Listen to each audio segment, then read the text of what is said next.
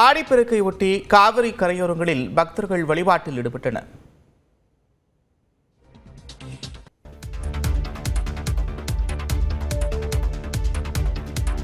ஆடிப்பெருக்கையொட்டி திருச்சி ஸ்ரீரங்கம் அம்மா மண்டபம் காவிரி படித்துறையில் ஆயிரக்கணக்கான பக்தர்கள் புனித நீராடி வழிபாடு நடத்தினர். ஆண்டுதோறும் ஆடி 18ஆம் தேதி ஆடிப்பெருக்கு நாளன்று நீர்நிலைகளில் மங்கல பொருட்களை விட்டு விவசாயிகள் மகிழ்ச்சியுடன் கொண்டாடுவது வழக்கம்.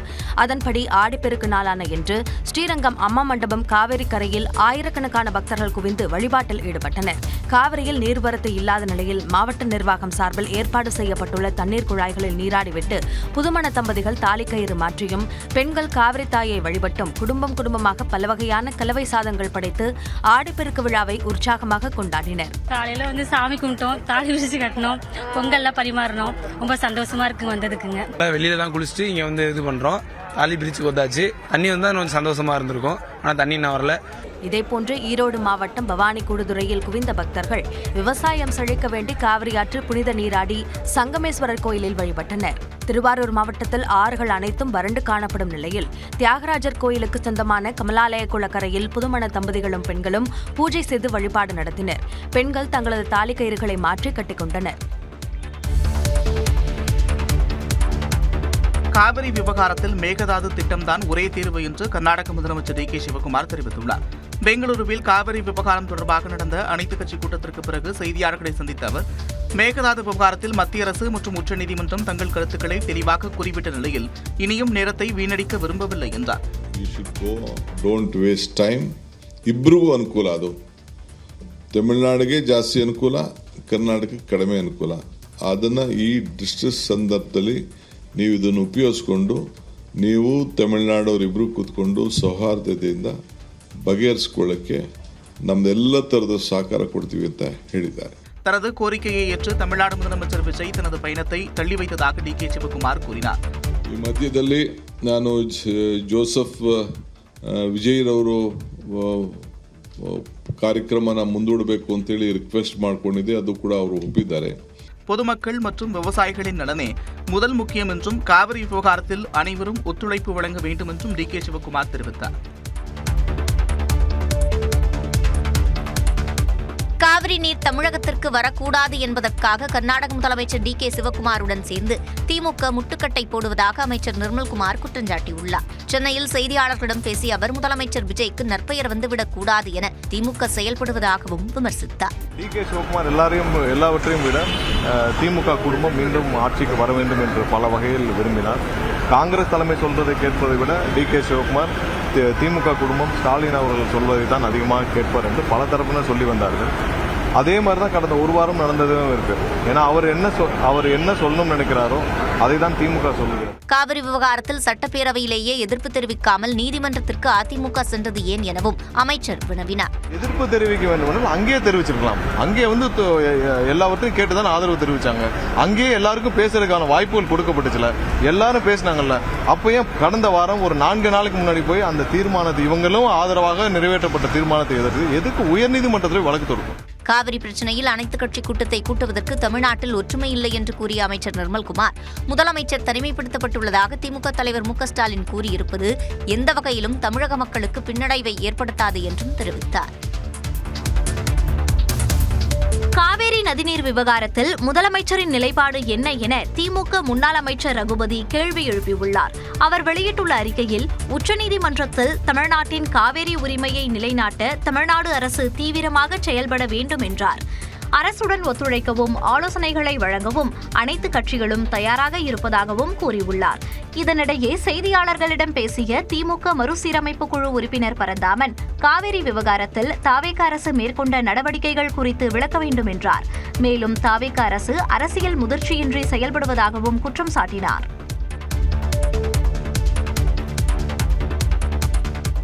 தமிழ்நாட்டில் இன்று 6 மாவட்டங்களில் கனமழை பெய்ய வாய்ப்புள்ளதாக வானிலை ஆய்வு மையம் தெரிவித்துள்ளது. கடல் மட்டத்திலிருந்து 5.8 கிலோமீட்டர் உயரத்தில் உள்ள கர்நாடகத்திலிருந்து குமரிக்கடல் வரை தமிழ்நாடு வழியாக ஒரு காற்றழுத்த தாழ்வு பாதை நிலவுகிறது. இதன் காரணமாக தமிழ்நாட்டில் இன்று நீலகிரி, தேனி, திருவண்ணாமலை, விழுப்புரம், கடலூர் மாவட்டங்களிலும் கோவை மாவட்ட மலைப்பகுதிகளிலும் 50 கிலோமீட்டர் வேகத்தில் காற்றுடன் கனமழை பெய்யக்கூடும் என்றும் மேற்கு தொடர்ச்சி மலை மாவட்டங்கள், டெல்டா மாவட்டங்கள், வடகடலோர தமிழகத்தில் இடி மின்னல் மற்றும் பலத்த காற்றோடு மிதமான மழை பெய்யக்கூடும் என்றும் தெரிவிக்கப்பட்டுள்ளது. நாளை மேற்கு தொடர்ச்சி மலை மாவட்டங்கள், டெல்டா மாவட்டங்கள், வடகடலோர தமிழகத்தில் மிதமான மழை பெய்யக்கூடும் என்றும் தெரிவிக்கப்பட்டுள்ளது. சென்னையை பொறுத்தவரையில் இன்று வானம் ஓரளவு மேகமூட்டத்துடன் காணப்படும் என்றும் மாலை அல்லது இரவு நேரங்களில் இடி மின்னலோடு மிதமான மழைக்கு வாய்ப்பிருப்பதாகவும் வானிலை மையம் கூறியுள்ளது. மத்திய பல்கலைக்கழகங்களில் அகில இந்திய MBBS ஒதுக்கீட்டுக்கான முதல் சுற்று கலந்தாய்வு நாளை தொடங்குகிறது. நிகர்நிலை பல்கலைக்கழகங்கள் மற்றும் மத்திய பல்கலைக்கழகங்களில் அகில இந்திய ஒதுக்கீட்டுக்கான கலந்தாய்வின் முதல் சுற்று 4ஆம் தேதி முதல் 17ஆம் தேதி வரையும், 2ஆம் சுற்று கலந்தாய்வு வரும் 24ஆம் தேதி முதல் செப்டம்பர் 2ஆம் தேதி வரையிலும், 3ஆம் சுற்று கலந்தாய்வு செப்டம்பர் 10ஆம் தேதி முதல் 18 வரையிலும் நடைபெறும் என மருத்துவ கலந்தாய்வு குழு அறிவிப்பு வெளியிட்டுள்ளது. தமிழ்நாட்டில் மாநில ஒதுக்கீட்டு இடங்களுக்கான முதல் சுற்று கலந்தாய்வு வரும் 13ஆம் தேதி தொடங்கி ஆகஸ்ட் 22ஆம் தேதி நடைபெறவுள்ளது. இதில் தேர்வானவர்கள் ஆகஸ்ட் 28க்குள் சேர வேண்டும். 2ஆம் சுற்று கலந்தாய்வு ஆகஸ்ட் 31 முதல் செப்டம்பர் 8 வரையிலும், 3ஆம் சுற்று செப்டம்பர் 16 முதல் செப்டம்பர் 26 வரையும் நடைபெறவுள்ளது. மாநில ஒதுக்கீட்டு இடங்களுக்கான ஸ்ட்ரே வேகன்சி எனப்படும் கடைசி சுற்று கலந்தாய்வு அக்டோபர் 3 முதல் அக்டோபர் 5ஆம் தேதி வரை நடைபெறவுள்ளது. இளநிலை மருத்துவ படிப்புகளுக்கான கல்வியாண்டு செப்டம்பர் 8ஆம் தேதி தொடங்கும் என மருத்துவ கலந்தாய்வு குழு அறிவித்துள்ளது. நீட் முதுநிலை தேர்வு இனி ஒரே ஷிப்டில் நடைபெறும் என்று மத்திய அரசு அறிவித்துள்ளது. நாடு முழுவதும் உள்ள மருத்துவக் கல்லூரிகளில் உள்ள படிப்புகளில் சேர்வதற்கு நீட் நுழைவுத் தேர்வு நடத்தப்படுகிறது. இளநிலை மற்றும் முதுநிலை படிப்புகளுக்கு தனித்தனியாக தேர்வுகள் நடத்தப்படக்கூடிய நிலையில் இந்த ஆண்டிற்கான நீட் முதுநிலை தேர்வு வரக்கூடிய 30ஆம் தேதி நடைபெறுகிறது. இந்நிலையில் தேர்வர்களின் நலன் கருதி நீட் முதுநிலை தேர்வில் பல்வேறு தளர்வுகளை மத்திய அரசு அறிவித்துள்ளது. அதன்படி காலை மாலை என்று 2 வேளைகளில் நடத்தப்பட்டு வந்த இந்த தேர்வு நடப்பாண்டு முதல் ஒரே வேளையில் நடைபெறும் என்று அறிவிக்கப்பட்டுள்ளது. ஒரே மாதிரியான சூழ்நிலையில் ஒரே வினாத்தாள் இருப்பதை உறுதி செய்ய இந்த முடிவு எடுக்கப்பட்டுள்ளது. அதேபோல தாமதமாக விண்ணப்பிக்கக்கூடிய தேர்வர்கள் வேறு நகரங்களில் தேர்வு எழுதக்கூடிய நிலை இருந்து வந்தது. இந்த ஆண்டு முதல் அனைத்து தேர்வர்களுக்கும் அவரவர் வசிக்கக்கூடிய நகரங்களிலேயே தேர்வு மையம் ஒதுக்கப்பட உள்ளது. மொத்த வினாக்களின் எண்ணிக்கை 200லிருந்து 180ஆக குறைக்கப்பட்டுள்ளது. அதே சமயம் தேர்வு எழுதுவதற்கான நேரம் குறைக்கப்படாததால் மாணவர்களுக்கு கூடுதல் நேரம் கிடைக்க வழிவகை செய்யப்பட்டுள்ளது. தேர்வு முறைகேடுகளை தடுக்க விண்ணப்பிக்கும் போது தேர்வு நாள் அன்றும் ஆதார் எண் அடிப்படையிலான சரிபார்ப்பு கட்டாயமாக்கப்பட்டுள்ளது. கைரேகை முறை சரிபார்ப்பு தோல்வியுற்றால் விழித்திரை மெட்ரிக் முறையில் சரிபார்ப்பு நடைபெறும் என்றும் தெரிவிக்கப்பட்டுள்ளது. தான் எங்கும் ஓடி ஒளிய வேண்டிய அவசியமில்லை என்று முன்னாள் அமைச்சர் செந்தில் பாலாஜி தெரிவித்துள்ளார். பார்ட்டி ஃபண்ட் விவகாரத்தில் வழக்கு பதிவு செய்யப்பட்ட பிறகு செந்தில் பாலாஜி எங்கு இருக்கிறார் என்றே தெரியவில்லை என்று அமைச்சர் நிர்மல்குமார் விமர்சித்த நிலையில் எங்கேயும் செல்ல வேண்டிய அவசியம் தனக்கு இல்லை என்று முன்னாள் அமைச்சர் செந்தில் பாலாஜி பதிலடி கொடுத்துள்ளார். கேட்டாரு சட்டசபையில், அதாவது பார்ட்டி ஃபண்டு என்னன்னு, பார்ட்டி ஃபண்டுனா எங்க வாங்கினீங்கன்னு அதுக்கான ஆதாரத்தோடு இன்னைக்கு வழக்கு பதிவு செய்யப்பட்டது. ஊர்ல ஒரு ஆள் இல்லை. கரூர் செந்தில் பாலாஜிலாம் பேசின பேச்சுக்கு இன்னைக்கு ஊர்லயே கிடையாது, எங்க இருக்காருன்னு தெரியல. அதாவது எப்படின்னா கண்டிஷன் பெயிலுக்கு காலையில கையெழுத்து போட வரணும் செந்தில் பாலாஜி. செந்தில் பாலாஜி கண்டிஷன் பெயிலுக்கு கையெழுத்து போட வரணும். கோர்ட்ல மதியம் பெயிலுக்கு ஆன்டிசிபேட்டரி பெயிலுக்கு போறாரு. அதுக்கு முன்னாடி ஆள் அப்ஸ்காண்ட். இது தேவையா? இவ்வளவு பயம் தேவையா? இதுக்கு மக்கள் காசை எதுக்கு கொள்ளையடிக்கணும்? இதுக்கு எதுக்கு பயந்து தெரு தெருவா ஓடணும்? சட்டத்துறை அமைச்சர் ஏதோ ஒரு கூட்டத்தில் பேசும்போது ஒரு கருத்தை முன் வச்சாருன்னு சொல்லிட்டு எங்கேயும் அதுபோல் செல்ல வேண்டிய அவசியம் எனக்கு இல்லை. நான் இங்கே தான் இருந்தேன், வழக்கறிஞரை சந்திச்சுக்கிட்டு தான் இருந்தேன். வழக்கு நீதிமன்றத்துலேயும் உயர்நீதிமன்றத்துலேயும் ஒரு மனுவை தாக்கல் செஞ்சோம், உச்சநீதிமன்றத்துலேயும் ஒரு மனுவை தாக்கல் செஞ்சோம். வழக்கறிஞர்கள் வாதிட்டாங்க. ஒரு உரிய தீர்ப்பை நாங்கள் நீதிமன்றத்தின் மூலம் பெறக்கூடிய ஒரு சூழல் ஏற்பட்டது. ஆகையால் பொதுவெளியில் பொதுக்கூட்டங்களில், அதாவது இன்றைக்கி நிறைய நாட்டில் பிரச்சனை இருக்குது. இன்றைக்கி விவசாயிகள் ரோட்டில் விட்டு போராடக்கூடிய ஒரு சூழலை இந்த தாவேக அரசாங்கம் உருவாக்கியிருக்கு. இதிலெல்லாம் கவனம் செலுத்தாமல் வழக்கு போடுறது, கைது பண்ணுவது, வழக்கு தொடர்பில்லாதவர்களை இந்த வழக்கிலே சேர்ப்பது, இது போன்ற ஒரு செயல்களில் இந்த அரசு ஈடுபட்டு கொண்டிருக்கிறது. தமிழ்நாட்டிற்கு வந்துவிட்டு காவிரி நீர் உரிமை குறித்து பேசாதவர்கள் துரோகிகள் என்று திமுக மக்களவை உறுப்பினர் தயாநிதி மாறன் விமர்சித்துள்ளார். மாமல்லபுரம் வந்த மக்களவை எதிர்க்கட்சித் தலைவர் ராகுல் காந்தி தொகுதி மறுவரையறையை எதிர்க்காதவர்கள் எட்டப்பர்கள் என்று பேசியிருந்தார். இந்நிலையில் எக்ஸ் பக்கத்தில் பதிவிட்டுள்ள தயாநிதி மாறன் தமிழ்நாட்டுக்கு வந்துவிட்டு காவிரி நீர் உரிமை குறித்து பேசாதவர்கள் துரோகிகள் என்றும் நம்பிக்கையை விற்று பதவியை வாங்கும் நச்சு பாம்புகள் என்றும் கடுமையாக விமர்சித்திருந்தார். இதற்கு பதிலடி தந்துள்ள தமிழ்நாடு காங்கிரஸ் கமிட்டி தலைவர் மாணிக்கம் தாகூர் தொகுதி மறுவரையறையை ஆதரித்து வாக்களித்தோரை மட்டுமே ராகுல் காந்தி எட்டப்பர் என்று விமர்சித்தார் என்றார். அவர் சொல்ற ராகுல் காந்தி அவர்கள் சொல்ற எட்டப்பர் லிஸ்ட்ல யாரெல்லாம் இருக்கானுங்க? இப்போ முதல்ல அன்புமணி ராமதாஸ் இருக்காரு, அவர் முதல்ல அறிவிச்சிட்டாரு, எட்டப்பன் லிஸ்ட்ல நம்பர் 1 இருக்காரு அவர். ரெண்டாவது அமித்ஷாவினுடைய அதிமுக இருக்கிற எம்பிக்கள் அவரெல்லாம் எட்டப்பன் லிஸ்ட்ல இருக்காங்க. மூணாவது யார் இருக்கா? பாஜக. அது முதல்ல அந்த பில்லை கொண்டு வரது பாஜக தான். எம்பியும் கிடையாது, ஒன்றும் கிடையாது இங்க தமிழ்நாட்டில் இருந்து, ஒன்றும் பிரச்சனை இல்லை. இப்ப வேற யாரும் இந்த எட்டப்பன் லிஸ்ட்ல சேருதாங்கிறத நீங்க கேட்க வேண்டியது. யார் ஓட்டு போடுறாங்களோ அப்பதானே தெரியும். தொகுதி மறுவரையறை விஷயத்தில் காங்கிரஸ் தெளிவாக உள்ளது என்றும் அது மீண்டும் கொண்டுவரப்பட்டால் அதை முழுமையாக தோற்கடிப்போம் என்றும் மாணிக்கம் தாக்கூர் கூறினார். இடைத்தேர்தலுக்காக காத்திருப்பதாக நாம் தமிழர் தலைமை ஒருங்கிணைப்பாளர் சீமான் தெரிவித்துள்ளார். சென்னை அருகே பல்லாவரத்தில் சீமான் தலைமையில் புதிய உறவுகள் இணையும் விழா நடைபெற்றது. அப்போது சுமார் 1000 இளைஞர்கள் நாம் தமிழர் கட்சியில் இணைந்தனர். அப்போது பேசிய சீமான், தமிழ்நாட்டில் இத்தனை தொகுதிகள் இருக்கும்போது ஏன் பெரம்பூரிலும் திருச்சி கிழக்கிலும் விஜய் நிற்க வேண்டும் என கேள்வி எழுப்பினார். இத்தனை தொகுதி இருக்கும்போது திருச்சி கிழக்கை தேடி போய் ஏன் நின்றது? பெரம்பூரில் மதம், திருச்சி கிழக்குல சாதியும் மதம். நீங்க என்ன பேசுறீங்க? சாதியை ஒழித்து விட்டேன். உங்களை ஒழிக்காம எப்படி சாதி மதத்தை ஒழிக்க முடியும்? தொடர்ந்து பேசிய அவர் இடைத்தேர்தலுக்காக காத்திருப்பதாகவும் தெரிவித்தார்.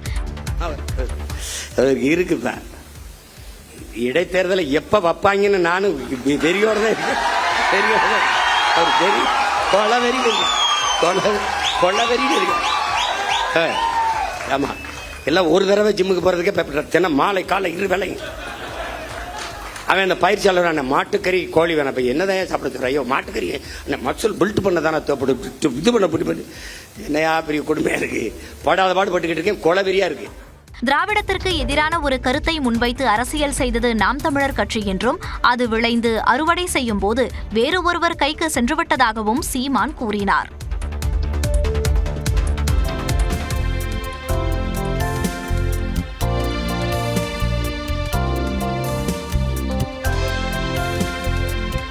நாமக்கல் மாவட்டம் கொல்லிமலையில் ஆயிரக்கணக்கான மலர்களால் பலவிதமான வடிவங்கள் தத்ரூபமாக காட்சிப்படுத்தப்பட்டிருப்பது சுற்றுலா பயணிகளை வெகுவாக கவர்ந்துள்ளது.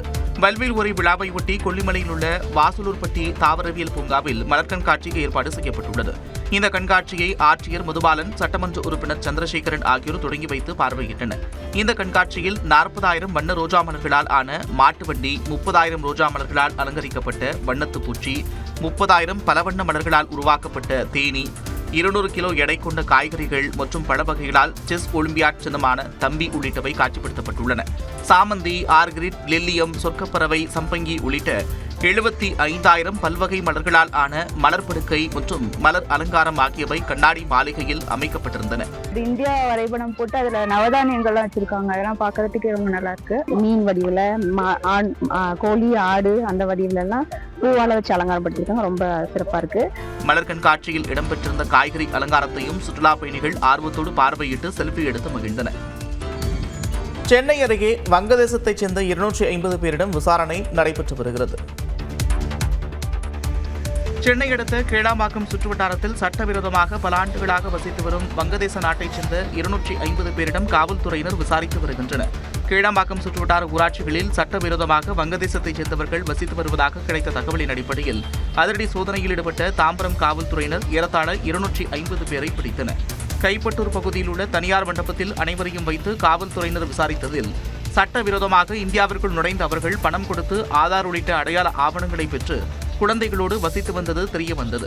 சட்டவிரோதமாக குடியேறியவர்கள் எத்தனை ஆண்டுகளாக தமிழ்நாட்டில் வசிக்கின்றனர், இதற்கு முன்பு வேறு எங்கு வசித்தனர், இவர்களுடன் மொத்தம் எத்தனை பேர் இந்தியாவிற்குள் நுழைந்தனர், தற்போது அவர்கள் எங்கு தங்கியிருக்கிறார்கள் உள்ளிட்ட பல்வேறு கேள்விகள் குறித்து பிடிபட்டவர்களிடம் காவல்துறையினர் விசாரித்து வருகின்றனர். மேலும் மத்திய அரசின் அனுமதி பெற்று அனைவரையும் அவர்களது சொந்த நாட்டிற்கே திருப்பி அனுப்புவது குறித்தும் நடவடிக்கை எடுக்கப்பட்டு வருவதாக காவல்துறையினர் தெரிவித்துள்ளனர். சிறிது நேரத்திற்கு மட்டுமே போதையை தரும் போதைப் பொருட்கள் ஒட்டுமொத்த வாழ்க்கையையும் சீரழித்துவிடும் என பிரதமர் நரேந்திர மோடி தெரிவித்துள்ளார். போதைப் பொருளுக்கு எதிரான தேசிய அளவிலான விழிப்புணர்வு நிகழ்ச்சியை காணொலி வாயிலாக பிரதமர் நரேந்திர மோடி தொடங்கி வைத்தார். அப்போது பேசிய பிரதமர், எதிரி நாடுகள் நமது நாட்டின் எதிர்காலமான இளைஞர்களை குறிவைத்து போதைப் பொருட்களை பயன்படுத்துவதாகவும் அவர் குற்றம் சாட்டினார். போதை அடிமைத்தனத்திலிருந்து மீண்டு வருபவர்களை சமூகம் ஒதுக்கி வைக்காமல் அவர்களுக்கு இரண்டாவது வாய்ப்பளித்து மதிக்க வேண்டும் என்றும் அவர் கேட்டுக்கொண்டார். लेकिन साथियों, जब कोई युवा अगर ड्रग्स के एडिक्शन में फंस जाए तो केवल एक युवा नहीं हारता, एक सपना हार जाता है, एक सपने का बाल मृत्यु हो जाती है. நாடு முழுவதும் 100 வாரங்கள் ஞாயிற்றுக்கிழமைகளில் 1 கோடி இளைஞர்கள் பங்கேற்புடன் போதைப்பொருள் விழிப்புணர்வு நிகழ்ச்சி நடைபெறுகிறது. கேரளாவில் கனமழையால் ஏற்பட்ட வெள்ளம் மற்றும் நிலச்சரிவில் சிக்கி 8 பேர் உயிரிழந்துள்ளனர். தென்மேற்கு பருவமழை தீவிரமடைந்திருக்கும் நிலையில் கேரளாவின் முக்கிய நீர்நிலைகள் நிரம்பி வெள்ளப்பெருக்கு ஏற்பட்டுள்ளது.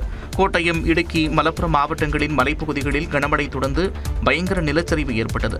இதனால் சில வீடுகள் இடிந்து விழுந்தன. நிலச்சரிவு மற்றும் வெள்ளத்தில் சிக்கி இதுவரை 8 பேர் உயிரிழந்துள்ளனர். கண்ணூர் மாவட்டம் ஸ்ரீகண்டபுரத்தில் இரவில் பெய்த மழையால் சாலைகள் வெள்ளக்காடாக காட்சியளித்தன.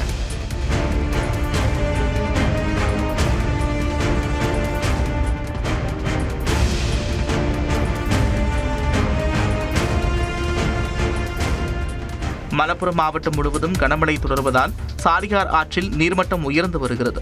ஆற்றங்கரையோரம் வசிக்கும் மக்கள் பாதுகாப்பாக இருக்கும்படி அறிவுறுத்தப்பட்டுள்ளது. இடுக்கியில் கனமழை காரணமாக மலங்காரா அணை முழு கொள்ளளவை எட்டியதை அடுத்து அணையிலிருந்து உபரி தண்ணீர் திறக்கப்பட்டுள்ளது.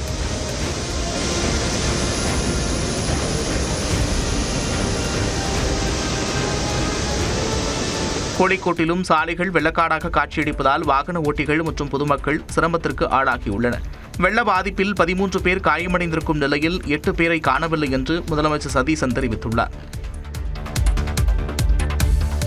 கேரளாவில் கனமழை பெய்த நிலையில் பதனம்திட்டாவில் குடியிருப்பு பகுதியில் 2 அடிக்கு மேல் தண்ணீர் தேங்கியுள்ளது. இதில் ஏராளமான வீடுகள் மற்றும் கடைகள் நீரில் மூழ்கியுள்ளன. செங்கனூர் ஆரன்முளா சாலையில் சில பகுதிகளில் வெள்ள நீர் வடியாததால் போக்குவரத்து பாதிக்கப்பட்டுள்ளது.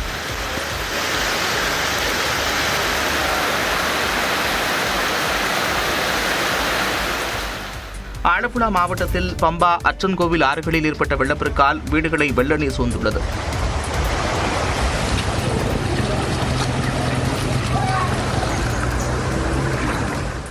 கேரள மாநிலம் எர்ணாகுளம் அருகே கனமழையால் அங்கன்வாடி கட்டடம் சரிந்தது.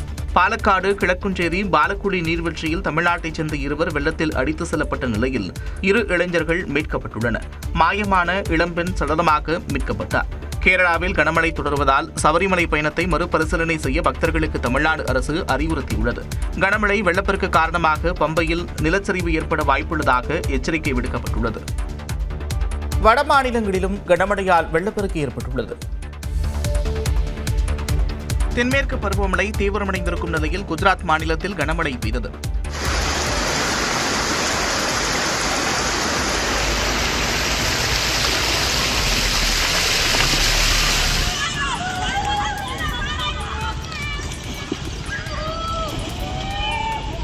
சுரேந்திரநகர் மாவட்டத்தில் கனமழையால் வீடுகளை வெள்ளம் சூழ்ந்தது. இதனால் வீடுகளை விட்டு வெளியேற முடியாமல் மக்கள் தவித்தனர். சூரத் மாவட்டத்தில் கிம் ஆற்றில் நீர் பெருக்கெடுத்து ஓடும் நிலையில் ஒல்பேட் மற்றும் மங்ரோல் தாலுகாக்களில் உள்ள கிராமங்களில் நீர் சூழ்ந்துள்ளது. இதனால் மக்களின் இயல்பு வாழ்க்கை பாதிக்கப்பட்டது. உத்தராகண்டின் உத்தரப்பிரயாகில் பெய்த கனமழையால் மக்களின் இயல்பு வாழ்க்கை முடங்கியது. புதுச்சேரியின் ஏனாம் பகுதியில் கோதாவரி ஆற்றில் வெள்ளப்பெருக்கு ஏற்பட்ட நிலையில் தாழ்வான இடங்களில் உள்ள குடியிருப்புகளுக்குள் தண்ணீர் புகுந்தது. இதேபோல டெல்லி மற்றும் நொய்டாவிலும் மழை பெய்தது.